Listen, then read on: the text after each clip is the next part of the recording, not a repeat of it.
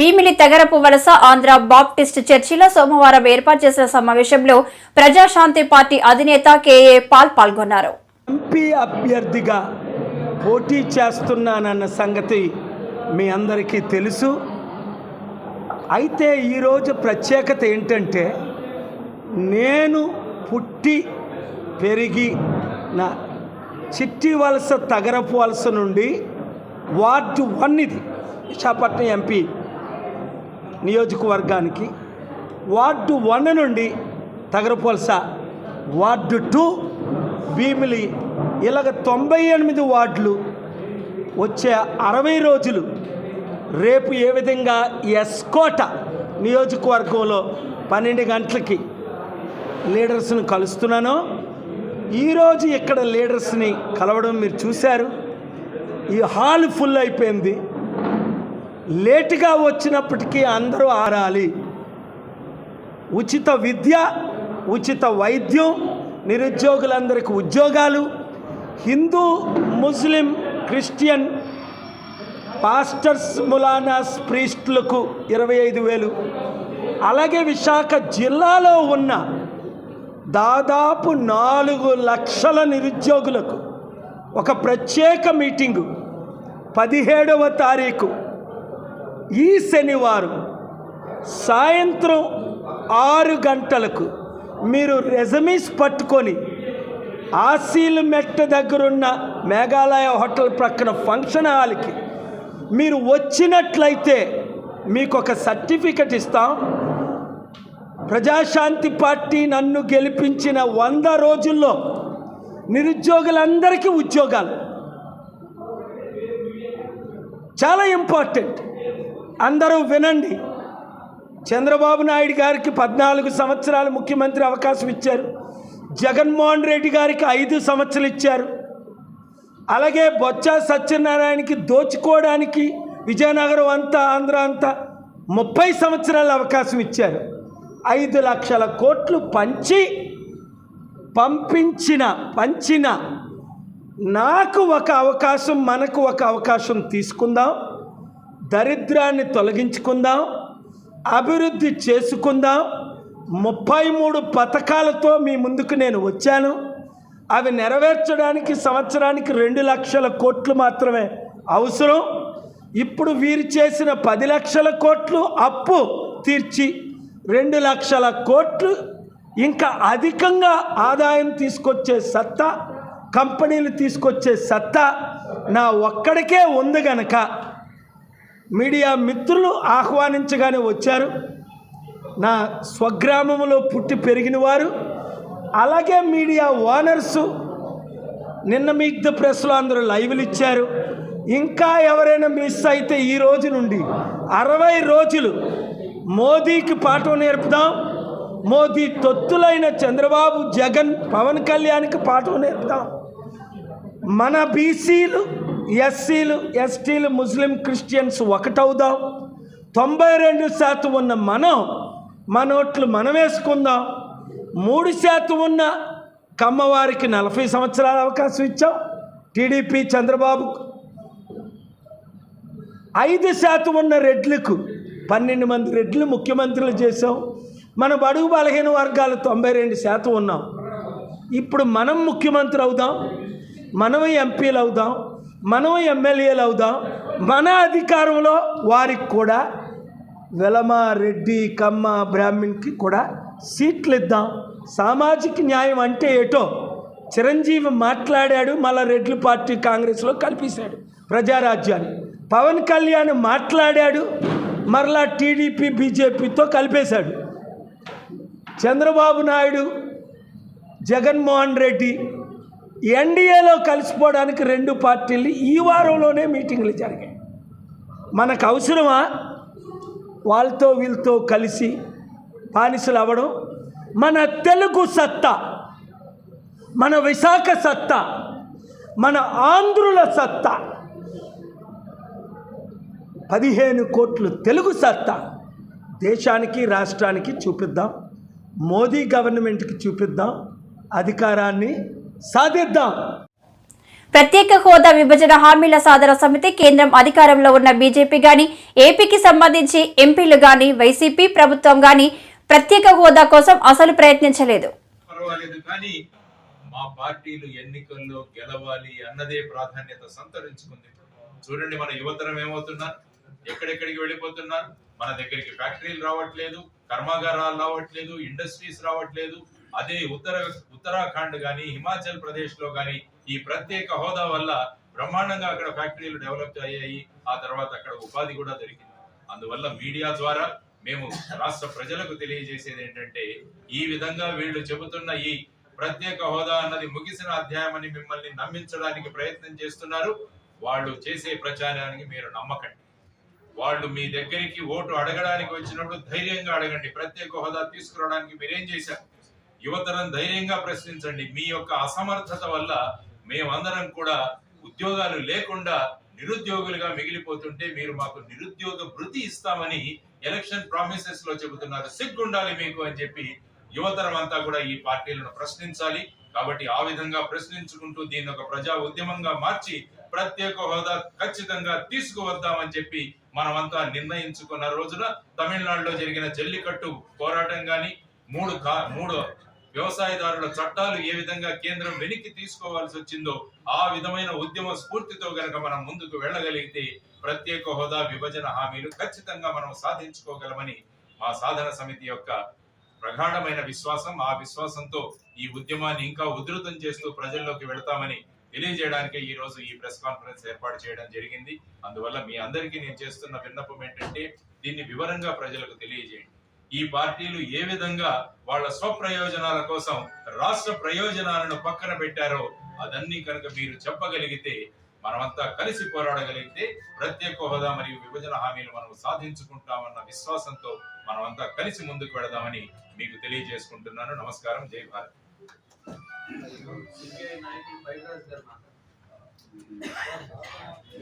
Sir Srinivas గారు మీరు మాట్లాడండి సార్.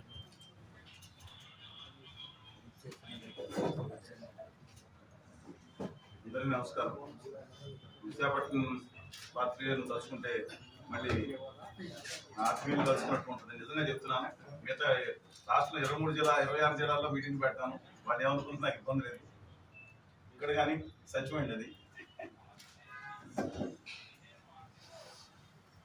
పెద్దలు సాధన సమితి జిల్లా బాధ్యులు బైడ్రాజు గారు, శాస్త్రి గారు, ఉపాధ్యక్షులు అప్పలనాయుడు గారు, ప్రధాన కార్యదర్శి వేడి లక్ష్మణ్ గారు, అలాగే జగ్గునాయుడు గారు, సిఆర్ రమేష్ గారు, సురేష్ బాబు గారు అందరూ ఉన్నారు. వారందరికీ చెప్పేది ఒకటే, దయచేసి యువతరం గుర్తుంచుకోండి. మళ్ళీ కళ్ళబొల్లి కబుర్లతో కొంతమంది వస్తా ఉన్నారు. దయచేసి అలాంటి మాటలు నమ్మొద్దండి. ఢిల్లీలో నేను ఒకటే బాధతో చెప్తున్నాను.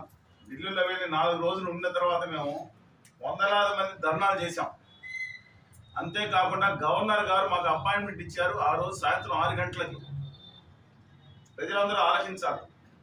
అపాయింట్మెంట్ ఇస్తే అక్కడ అందులో పెద్దలు ఉన్నారు, అందరూ అనేక మంది ఉన్నారు. చలి చాలా భయంకరంగా ఉంది. 8 డిగ్రీలు 9 డిగ్రీలో చూస్తున్నారు మీరు. వెళితే మమ్మల్ని అందరినీ ముఖ్యమైన నాయకులు, సిపిఐ రాష్ట్ర నాయకులు, కార్యదర్శి రామకృష్ణ గారు, సిపిఎం శ్రీనివాసరావు గారు, కార్యదర్శి అలాగే లక్ష్మణ్ గారు మమ్మల్ని లోపల పిలిచి దాదాపు 2-3 గంటలు అయిపోయిన తర్వాత ఇప్పుడు వద్దు, రేపు పొద్దున్న పిలుస్తాం అపాయింట్మెంట్ అని చెప్పారు. మేము రాష్ట్ర సమస్య గురించి వచ్చాము ఇక్కడికి అని చెప్పి అక్కడే బైఠాయించడం జరిగింది. అర్ధరాత్రి సరే ఇక్కడే కలుస్తామని చెప్పి బైఠాయిస్తే మరి ఎందుకని కేంద్రం నుంచి ఆదేశాలు వచ్చినా తెలీదు. అపాయింట్మెంట్ ఇచ్చిన తర్వాత అర్ధరాత్రి బయట అక్కడ 30-40 మంది చలిగాల్లో మన విశాఖ స్టీల్ ప్లాంట్ విద్యార్థులు, యువజన సంఘాలు, పెద్దలు, ప్రొఫెసర్స్ అందరూ వెయిట్ చేస్తా ఉన్నారు చలిగాల్లో బయట. ఆఖరికి లేట్ నైట్ అయిన తర్వాత గవర్నర్ గారు పిలిచి సారీ అని చెప్పారు. సరే బయట ఉన్నారు, లుంగిలు ఉన్నారు కాబట్టి అయినా అపాయింట్మెంట్ ఇచ్చారు, ధన్యవాదాలు చెప్తారు. కానీ వారి దురదృష్టం ఏంటంటే వారికి సరిగ్గా అసలు హోదా దేనికి, హోదాలో చనిపోయారు, ఆత్మత్యాగం చేశారనే విషయాలు కూడా తెలియదని అర్థమైంది. అలాగే విశాఖ ఉక్కు కోసం మొత్తం ఆంధ్రప్రదేశ్ లో తెలుగు జాతి మొత్తం యావత్తై ప్రాణ త్యాగాలతో సాధించుకున్న విషయం కూడా వారికి అవగాహన లేకపోవడం దురదృష్టకరం. కొత్తగా వచ్చి ఉండొచ్చు, అదంతా ఎక్స్ప్లెయిన్ చేస్తే చాలా సావధానంగా ఏం చేయగలిగింది కేంద్ర ప్రభుత్వానికి ఇంత యాంగ్విష్ ఉందని చెప్తారన్నారు. వారికి ధన్యవాదాలు చెప్తాను రాష్ట్ర గవర్నర్ గారికి. అలాగే కేంద్రంలో అక్కడ విశాఖ ఉక్కు కర్మాగారం 8వ తారీఖున జంతర్ మంతర్లో వందలాది మంది ధర్నా చేస్తే ఆంధ్రప్రదేశ్ మీడియాలో ఇంత ముక్క రాలేదండి. నేను బాధతో చెప్తున్నాను, విశాఖ ఉక్కు కర్మాగారం కోసం వందలాది మంది ఇక్కడి నుంచి విశాఖపట్నం నుంచి ఢిల్లీ వెళ్ళి ఆ చలి గాలులు, ఆ రోజు గాలులు కూడా ఉన్నాయి, కూర్చుంటే కనీసం నేను రిక్వెస్ట్ చేసేది ఒక ప్రాంత అస్తిత్వం కోసం, తన ఆత్మగౌరవం కోసం పోరాడుతున్న వారికి దయచేసి అది ఇవ్వాల్సిందిగా నేను విన్నవిస్తున్నాను. సరే, కమింగ్ బ్యాక్ టు హోదా విభజన హామీల విషయంలో మరి కాంగ్రెస్ పార్టీ అందరూ మేము ఆమోదించుకుని మాట్లాడుకున్న తర్వాతే 7, 8, 9 తారీఖుల్లో ఉద్యమాలన్నీ పెట్టిన తర్వాత అకస్మాత్తుగా కొత్తగా వచ్చిన గౌరవ అధ్యక్షురాలు ప్రీపోన్ చేసుకున్నారు. వాళ్ళ విషయం అక్కడ ఆస్తి తగాదాలు కాదండి, అది ఉంటే వ్యక్తిగత తగాదాలు ఇంట్లో చేసుకోవచ్చు. రాహుల్ గాంధీ గారు ఆ రోజు ఇచ్చిన మాట మేము చూసాం. ఆయన ఢిల్లీలో మా ఇద్దరం సభలో పాల్గొన్నాం. భారత్ జోడో యాత్రకి వెళ్ళిన ఆయన కళ్ళలో నిజాయితీ కనబడింది. వాళ్ళ తల్లి గారి ఆధ్వర్యంలో విభజన జరిగినప్పుడు విభజన జరిగిపోయింది, కానీ ఆంధ్రప్రదేశ్ అన్యాయం జరిగింది అనేది ఆయన కళ్ళల్లో నాకు కనబడింది. ఎస్, కాంగ్రెస్ పార్టీ ఆంధ్రప్రదేశ్ ఆ రోజు అన్యాయం చేసింది. ఏ చర్చకన్నా నేను సిద్ధమే, ఏ బిల్లులో ఏముందో వాళ్ళు అన్నీ చెప్పండి, కానీ వాళ్ళు న్యాయం చేయాలని కనబడింది కాబట్టి ఆయన విశ్వసిస్తున్నామని భావించారు. ఉమ్మడి పోరాటం ద్వారానే సాధ్యం అవుతుంది. ఇది ఎన్నికల కోసం ఎత్తుకుని ఎన్నికల తర్వాత పడేసి వ్యక్తిగత వివాదాలకు వెళ్ళే సమస్య కాదు. ఇది భావి తరాల సమస్య. ఇది భావి తరాల సమస్య. ఒక తరం ఇప్పుడుగా పోయిందండి, 10 సంవత్సరాలు అయింది. ఒక తరం ఇప్పుడుగా పోయింది. ఈ రాజకీయాలు ఆడుకోవడానికి, స్కోర్ సెటిల్ చేసుకోవడానికి కాదు. జెండా లేకుండా వాళ్ళ ఈ పార్టీలు వచ్చినాయి, జెండా పెట్టుకోలేదు. అక్రమాలు ప్రశ్నిస్తే మంత్రి అమర్నాథ్కి ఉచిత సభ్యత్వం, నిబంధనలకు విరుద్ధంగా సెంచరీ క్లబ్, యథేచ్ఛగా పేకాట, క్రికెట్ బెట్టింగ్, గ్రౌండ్ లో పార్కింగ్ వద్దంటే సస్పెండ్ చేశారు. క్లబ్ సభ్యుడు శివాజీ ఆవేదన. కాంప్రమైజ్ అయ్యి విత్డ్రా అయ్యారు. మళ్ళీ ఒక లాస్ట్ 1 మంత్ నుంచి మళ్ళీ అన్నీ స్టార్ట్ అయిపోయాయి. అక్కడ జరగనిది లేదు. Every aspect, government against aspects అన్నీ జరుగుతున్నాయి. ఎవరైనా క్వశ్చన్ చేస్తే జేడీ లక్ష్మీనారాయణ గారు ఉన్నారు, ఆయన ఆ మధ్య ఏదో ఆయనకి ఏదో తెలిసి ఎక్కడ మాట్లాడారు, ఇక్కడ ప్యాకెట్ క్లబ్ అయిపోయింది అన్నారని చెప్పి ఆయన్ని పిలిచి ఆయనకు ఒక మెంబర్షిప్ ఇచ్చారు. అక్కడ లోకల్ కార్పొరేటర్ ఉన్నాడు, ఆయన్ని పిలిచి ఆయనకు ఒక ఆయన రోజు నువ్వు వచ్చి జిమ్ చేసుకో, బిల్డింగ్స్ కన్స్ట్రక్షన్ అవకతవకలేదు మాట్లాడొద్దని చెప్పి ఆయనకి రోజు రెగ్యులర్గా జిమ్కి రమ్మని ఆయన్ని ఇన్వైట్ చేశారు. ఎవరైనా మాట్లాడితే డిపార్ట్మెంట్ వాళ్ళు ఎవరైనా వచ్చి మాట్లాడితే వాడికి ఒక ఆనరీ మెంబర్షిప్ వాట్ ఎవర్ ఏదో బ్రైబు. ఎక్సైజ్ డిపార్ట్మెంట్ వాళ్ళకి చెప్పాం లైసెన్స్ లేకుండా రన్ చేస్తున్నారని 2019లో ఒక ఇది ఇస్తే 2 daysలో కంప్లీట్గా రెన్యూవల్ చేస్తామని చెప్పి వాళ్ళు ప్రెస్ స్టేట్మెంట్ ఇచ్చారు. శానిటీ లేదు, ప్రజెంట్ ఉన్న కమిటీకి శానిటీ లేదు.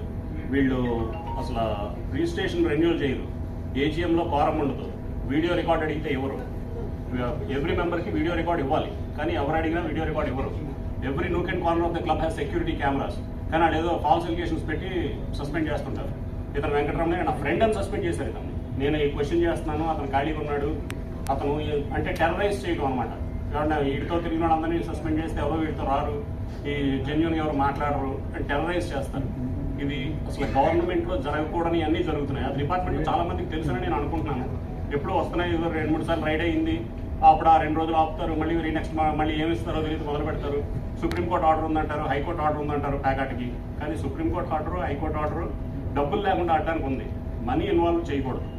కాయిన్స్లో తీసుకుంటారు డబ్బులు బ్యాంకర్ దగ్గర. Every nook and corner of the club has security cameras, కానీ బ్యాంకర్ దగ్గర ఉండదు. బ్యాంకర్ రూమ్లో వీళ్ళు డబ్బులు పే చేసి కాయిన్స్ తీసుకొని తెచ్చి ఆడుకుంటారు. డబ్బులు ఇన్వాల్వ్ చేయకుండా ఆడాలి అంటే కాయిన్స్ కూడా పెట్టి ఆడకూడదు. కాయిన్ పెట్టి ఆడినా కూడా రికార్డ్ చేస్తే కాయిన్ ఎందుకు ఇచ్చుకుంటున్నట్టు, డబ్బు లేనప్పుడు కాయిన్తో పనే ఉంది. ప్లాస్టిక్ కాయిన్స్ తెచ్చి పెట్టి ఆడతారు, విచ్ ఈస్ వెరీ రాంగ్. అంత ఓపెన్గా అది అందరికీ తెలిసిందే. మేము నిన్న స్పందనలో కూడా కంప్లైంట్ ఇచ్చాము కమిషనర్ గారు, సో డిస్ట్రిక్ట్ కలెక్టర్ గారికి. డెఫినెట్గా ఆయన స్పందిస్తారని అనుకుంటున్నాం. ఈసారి లాస్ట్ టైం వాళ్ళు వచ్చారు, ఒకసారి వెరిఫై చేశారు. 2019లో మేము కంప్లైంట్ ఇచ్చినప్పుడు ఇస్తే వాళ్ళు వచ్చారు ప్రెస్లో. అప్పుడు ప్రెస్లో వచ్చింది 2 daysలో మేము రెక్టిఫై చేస్తామని చెప్పి రాశారు. ఇవాటి వరకు రెక్టిఫై అవ్వలేదు, ఇవాటి వరకు లిక్కర్ అలాగే ఉంది. ఎక్సైజ్ సూపరింటెండెంట్కి మేము ఒకసారి కంప్లైంట్ చేస్తే ఆయనేమో లేదు 2 రోజుల్లో రెక్టిఫై అయిపోతుంది కదా అన్నారు. నా కారు ఉంటుంది, నేను 2 పోలీసు పట్టుకున్న తర్వాత నేను రేపు వెళ్ళి రిజిస్ట్రేషన్ చేయిస్తాను సార్, నేను రేపు వెళ్ళి ఇన్సూరెన్స్ కడతానంటే ఊరుకుంటారా? క్లబ్కి ఎప్పుడు వస్తారు? 2 రోజుల తర్వాత రిజిస్ట్రేషన్ చేయిస్తానంటారు, వీళ్ళు ఊరుకుంటారు. 2 రోజుల తర్వాత రిజిస్ట్రేషన్ చేయించిన శానిటీ ఉంటే ఈ రోజు చేయించాలి, ఈ రోజు ఉండాలి, ఏ రోజు గ్యాప్ రాకూడదు. 20 years గ్యాప్ వచ్చింది. తర్వాత రాంగ్ రిజిస్ట్రేషన్ చేయించారు, బ్యాక్ డేట్ వేసి 5 సంవత్సరాలు రాంగ్ రిజిస్ట్రేషన్ చేయించారు. బిల్డింగ్స్ ఏవి ప్రాపర్గా మున్సిపాలిటీలో పర్మిషన్స్ ఉండవు, ఫైర్ సెక్యూరిటీ ఉండదు, ఎంప్లాయీ శాలరీస్ ప్రాపర్గా ఉండవు, డిఫెన్స్ లిక్కర్ తెప్పించి అమ్ముతారు, డిఫెన్స్ లిక్కర్ దొంగచాటుగా కొని క్లబ్లో అమ్ముతారు. ఇలాంటి అసలు విపరీతమైన అరాచకం.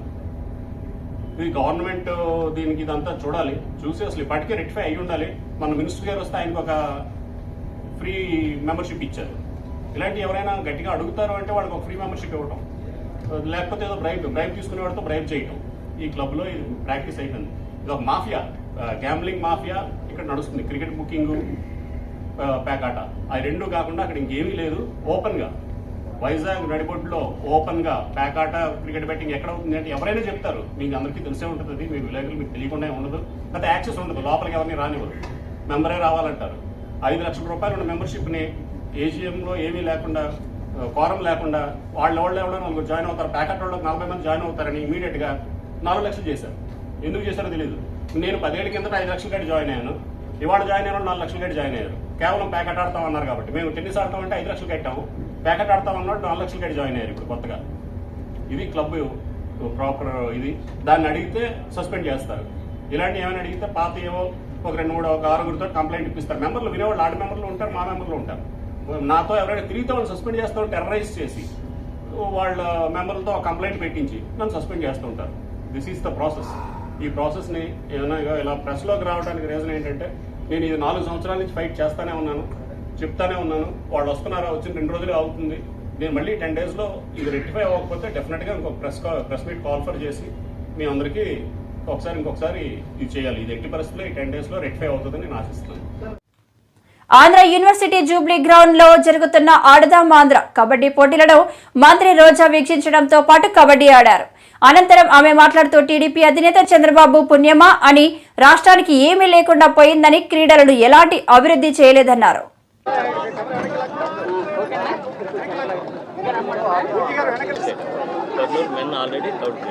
ఆంధ్రప్రదేశ్లో ఆడుదాం ఆంధ్ర అంటూ 45 రోజులు యువత క్రీడాకారులు ఉత్సాహంగా పోటీపడి 5 గేమ్స్లో ఎలా ఆడారో మీ అందరూ కూడా గమనిస్తూ ఉన్నారు. ఈ దేశంలో ఏ రాష్ట్రంలో ఏ ముఖ్యమంత్రికి రాని గొప్ప ఆలోచన యువతని క్రీడల్లో సపోర్ట్ చేయాలి, గ్రామ స్థాయి నుంచి రాష్ట్ర స్థాయి వరకున్న మట్టిలో మాణిక్యాల్ని వెలికి తీసి ప్రభుత్వం సపోర్టివ్గా నిలబడి జాతీయ అంతర్జాతీయ స్థాయిలో వాళ్ళని ఎదిగేదానికి ఒక ప్లాట్ఫామ్ ఇవ్వాలనుకున్నారు. ఈరోజు మీరు చూస్తే 5 దశల్లో సచివాలయ స్థాయి, మండల స్థాయి, నియోజకవర్గ స్థాయి, జిల్లా స్థాయి, రాష్ట్ర స్థాయి 5 స్థాయిల్లో దాదాపుగా 3 లక్షల మ్యాచ్లతో ఈ ఆడుదాం ఆంధ్రాని ఒక పండుగ వాతావరణంలో జరిపించడం నిజంగా స్పోర్ట్స్ మినిస్టర్గా నా అదృష్టం.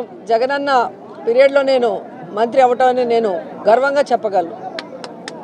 అండ్ జగనన్న చేతుల మీదుగా ప్రారంభమైన ఈ ఆడుదాం ఆంధ్ర జగనన్న చేతుల మీదుగానే ప్రైజ్ డిస్ట్రిబ్యూషన్ ఫైనల్స్కి రావటం అనేది కూడా క్రీడాకారుల అందరిలో కూడా చాలా సంబరం, ఆనందాన్ని నింపిందని కూడా చెప్పగలను. ఎందుకంటే ఏ ముఖ్యమంత్రి కూడా అంత సమయం వెచ్చించి స్పోర్ట్స్ కోసం ఇలా 120 కోట్లు వెచ్చించి ఒక కార్యక్రమాన్ని రూపుదిద్దటమే కాకుండా దాన్ని తానే స్వయంగా ప్రారంభించి దాంట్లో పోటీ పడి ఫస్ట్, సెకండ్, థర్డ్ వచ్చిన వాళ్ళకి ప్రైజ్ డిస్ట్రిబ్యూషన్ చేయటం అనేది కూడా యువత పట్ల, క్రీడాకారుల పట్ల జగనన్నకున్న ప్రేమ, అభిమానం అక్కడ అర్థమవుతుంది. ఈరోజు మీరు చూస్తే జగనన్న ముఖ్యమంత్రిగా ఉన్న సమయంలో నిజంగా క్రీడలకి ఒక స్వర్ణయుగం అనే చెప్పచ్చు. క్రీడాకారులలో అంతర్జాతీయ స్థాయిలో ఎవరైతే గుర్తింపు పొందారో వారందరికీ కూడా ముఖ్యమైన వాళ్ళందరూ కూడా మీరు తీసుకుంటే గ్రూప్ 1 పోస్టులు ఇవ్వటమే కాకుండా వారికి ఇవ్వాల్సిన అన్ని ఇన్సెంటివ్స్ని కూడా వాళ్ళకి క్లియర్ చేసి ఈరోజు వాళ్ళకి అకాడమీలు కట్టుకోవడానికి కూడా ల్యాండ్స్ ఇచ్చి అమౌంట్ కూడా ఇచ్చి వాటిని ప్రారంభిస్తున్న సంగతి ఈరోజు క్రీడాకారుల్లో చాలా ఉత్సాహాన్ని నింపింది. ఎందుకంటే చంద్రబాబు నాయుడు పుణ్యమాని ఈ రాష్ట్రాన్ని ముక్కలు చెక్కలు చేసి రాష్ట్రానికి ఏమీ లేకుండా చేసిన చంద్రబాబు నాయుడు ఈరోజు సిగ్గు లేకుండా మళ్ళీ మాట్లాడుతున్నాడు. కానీ జగనన్న ముఖ్యమంత్రి అయిన తర్వాత ఈరోజు ప్రతి జిల్లాలో కూడా ఇండోర్ స్టేడియంని ఏర్పాటు చేసి క్రీడాకారులకి ఏ విధంగా వాళ్ళు ట్రైన్ అప్ అయ్యేదానికి మరి శాప్ ద్వారా వారికి అన్ని రకాల సపోర్ట్ని అందించారో కూడా కళ్ళారా చూశారు. అలాగే ఈరోజు మన కిడాంబి శ్రీకాంత్ గారు కానివ్వండి, అలాగే సింధు గారికి కానివ్వండి, వీరందరికీ కూడా ల్యాండ్ ఇచ్చి ఈరోజు అకాడమీ కట్టడానికి అమౌంట్ని కూడా ఇచ్చి అవి స్టార్ట్ చేసి ఇక్కడున్న ప్లేయర్స్కి మరి ఒక మంచి నైపుణ్యంతో క్రీడల్లో వాళ్ళని మెరుగుపరిచే విధంగా ముందుకు తీసుకెళ్తున్నారు. ఈ ఆడుదాం ఆంధ్రాలో ఎవరైతే గెలిచారో వారందరికీ కూడా పెద్ద పెద్ద ఫ్రాంచైజీతో టైఅప్ చేసి వాళ్ళని జాతీయ అంతర్జాతీయ స్థాయిలో ఎదగటానికి వైఎస్ఆర్ కాంగ్రెస్ పార్టీ జగనన్న ప్రభుత్వం ఒక మంచి వేదికని అందిస్తుందని కూడా ఈ సందర్భంగా తెలియజేసుకుంటున్నా. అండ్ ముఖ్యంగా ఈరోజు ఫైనల్స్ జరుగుతున్నాయి. ఇప్పుడే కబడ్డీ ఫైనల్స్ బాపట్ల అండ్ తిరుపతి పోటీ పడుతుంది. సో నా ఫేవరెట్ గేమ్ కాబట్టి నేను కూడా వచ్చి చూస్తూ ఉన్నాను. అండ్ ఈవినింగ్ కోసం మేము అందరం కూడా వెయిట్ చేస్తున్నాం. మా ప్రియతమ ముఖ్యమంత్రి జగన్మోహన్ రెడ్డి గారు రాబోతున్నారు. తన చేతుల మీదుగా ఈరోజు క్రీడల్లో సక్సెస్ అయిన అందరికీ కూడా ప్రైజ్ డిస్ట్రిబ్యూషన్ చేయటమే కాకుండా ముఖ్యంగా యువతకి కావాల్సిన విద్యని, వైద్యాన్ని ఏ విధంగా ఫ్రీ ఆఫ్ కాస్ట్తో నాణ్యమైనది అందిస్తున్నారో కూడా మనం కళ్ళారా చూస్తున్నాం.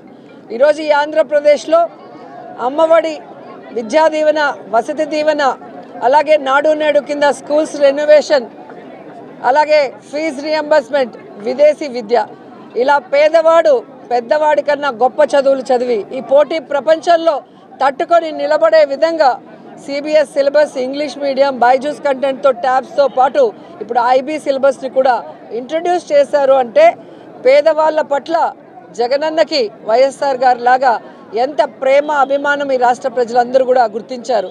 సో చదువు, వైద్యంతో పాటు ఈరోజు యువతకు కావాల్సిన క్రీడల్లో కూడా వారికి ఫుల్ సపోర్ట్ ఇచ్చిన జగనన్నకి క్రీడాకారుల తరఫున, క్రీడా శాఖ తరఫున మనస్ఫూర్తిగా కృతజ్ఞతలు తెలియజేసుకుంటున్నాను. తెలంగాణ నుంచి కిందికి వాళ్ళు నీళ్ళు వదిలేటప్పటి నుంచి మనకు రాని పరిస్థితి అధ్యక్ష ఇవాళ ఆ పరిస్థితి ఈ రోజు ఉంది కాబట్టి కేసీఆర్ గారు ఒక అడుగు ముందుకు వేసి మెగ్నానిమిటీ చూపించాడు. మనకు సంబంధించిన 8 జిల్లాల అధ్యక్ష, రాయలసీమకు సంబంధించిన 4 జిల్లాలు, ప్రకాశం, నెల్లూరు, తెలంగాణ నుంచి కిందికి వాళ్ళు నీళ్లు వదిలేటప్పటి నుంచి మనకు రాని పరిస్థితి అధ్యక్ష ఇవాళ ఆ పరిస్థితి ఈ రోజు ఉంది కాబట్టి కేసీఆర్ గారు ఒక అడుగు ముందుకు వేసి మెగ్నానిమిటీ చూపించాడు.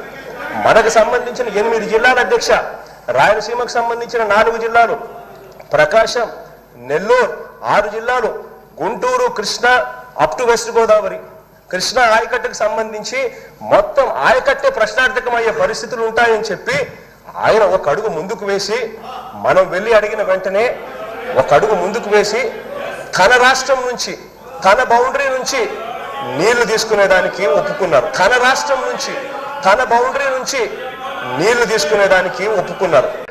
మన కళ్ళ ఎదుటనే ఆల్మట్టి ఎత్తు 519 మీటర్ల నుంచి 524 మీటర్లకు ఎత్తు పెరుగుతూ ఉంటే ఇక నీళ్లు కిందికి ఏమొస్తాయి అన్నది మనమంతా కూడా ప్రశ్నార్థకం, మనమంతా కూడా ఆలోచన చేసుకోవాలి. ఇంకా నీళ్లు ఏ స్థాయిలోకి పడిపోతాయని చెప్పి. ఎందుకనంటే 519 నుంచి 524 మీటర్లు ఎత్తు పెంచితే అపారెంట్లీ దాని స్టోరేజ్ కెపాసిటీ ఇంకొక 110 టీఎంసీల స్టోరేజ్ కెపాసిటీ పెరుగుతుంది. దట్ ఈస్ ద రియాలిటీ ఈరోజు.